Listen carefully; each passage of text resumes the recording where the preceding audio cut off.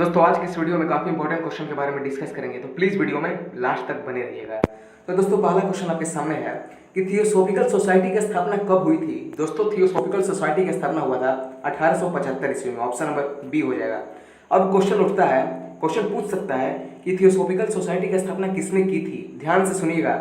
Steel ओलकाटा और madam Blavatsky ने किया था थियोसॉफिकल सोसाइटी की स्थापना 1875 में। और कहाँ किया था तो याद रखिएगा, न्यूयॉर्क में किया था, यानी अमेरिका में किया था। चलिए आगे बढ़ते हैं। अगला क्वेश्चन पूछता है आपसे कि सबरीमाला मंदिर, दोस्तों काफी फेमस मंदिर है सबरीमाला मंदिर, किस राज्य में स्थित है। तो दोस्तों सबरीमाला मंदिर केरल में स्थित है। ऑप्शन नंबर ए हो जाएगा। चलिए आगे बढ़ते हैं। अगला क्वेश्चन आपसे पूछा है जामा मस्जिद को किसने बनवाया था। दोस्तों भारत का सबसे बड़ा मस्जिद पूछे तो याद रखिएगा जामा मस्जिद है, जिसको शाहजहां ने बनवाया था। ऑप्शन नंबर डी हो जाएगा।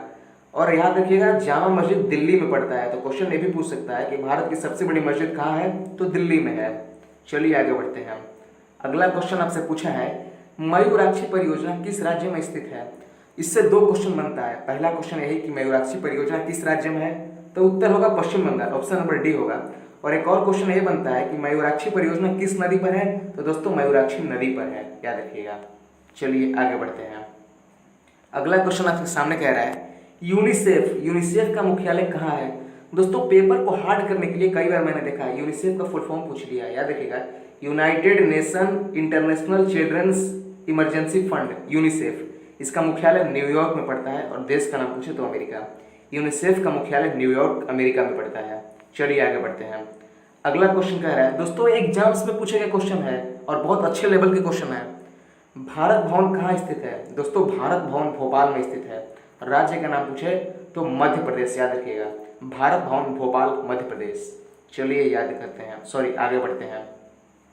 अगला क्वेश्चन आपके सामने कह रहा है कि जीवन जीने का अधिकार संबंधित है, यानी दोस्तों राइट टू लाइफ यानी जीवन जीने का अधिकार किससे संबंधित है। दोस्तों आर्टिकल 21 से संबंधित है, याद रखिएगा जीवन जीने का अधिकार आर्टिकल 21 से संबंधित है, यानी अनुच्छेद 21 से।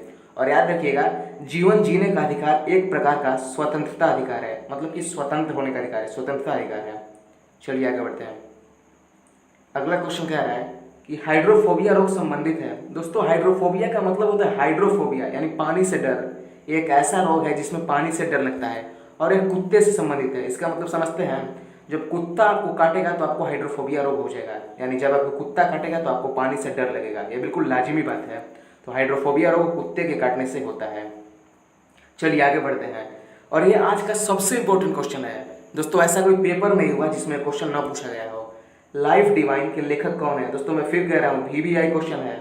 लाइफ डिवाइन के लेखक कौन है। दोस्तों याद रखिएगा अरविंद घोष है।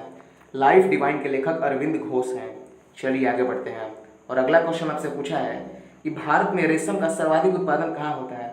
ऑप्शंस काफ़ी दूर है, हालांकि याद रखिएगा कर्नाटक में होता है। भारत में रेशम का सर्वाधिक उत्पादन कर्नाटक में होता है। चलिए आगे बढ़ते हैं।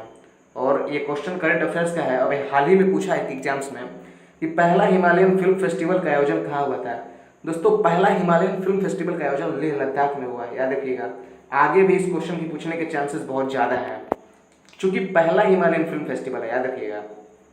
आगे बढ़ते हैं। अगला क्वेश्चन आपसे पूछा है कि बर्मा किस देश का पुराना नाम है। तो दोस्तों बर्मा म्यांमार का पुराना नाम है, जो कि भारत का पड़ोसी देश भी है। म्यांमार का पुराना नाम है बर्मा। चलिए आगे बढ़ते हैं।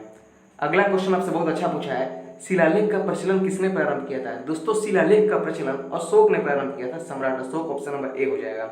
देखिए जगह जगह पर शिलालेख खुदवाने का जो प्रचलन है वो सम्राट अशोक ने प्रारंभ किया था। इनका देखा देखी बाद में कई लोगों ने ऐसा किया। चलिए आगे बढ़ते हैं। मनसबदारी प्रथा किसने चलाई थी। दोस्तों मनसबदारी प्रथा बहुत फेमस है, जिसको अकबर ने चलाया था, कई बार पूछा जाता है। ऑप्शन नंबर ए हो जाएगा।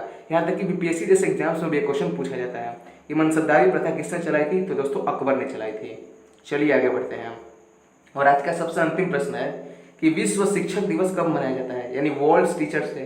दोस्तों विश्व शिक्षक दिवस 5 अक्टूबर को मनाया जाता है। ऑप्शन नंबर बी हो जाएगा। अगर राष्ट्रीय शिक्षक दिवस पूछता है तो मुझे नहीं लगता कि आप में से किसी को ना मालूम हो, सबको मालूम होगा 5 सितंबर, लेकिन विश्व पूछा है तो विश्व शिक्षक दिवस 5 अक्टूबर को मनाया जाता है। तो दोस्तों ये वीडियो आपको कैसा लगा, अपनी राय हमें जरूर बताएं।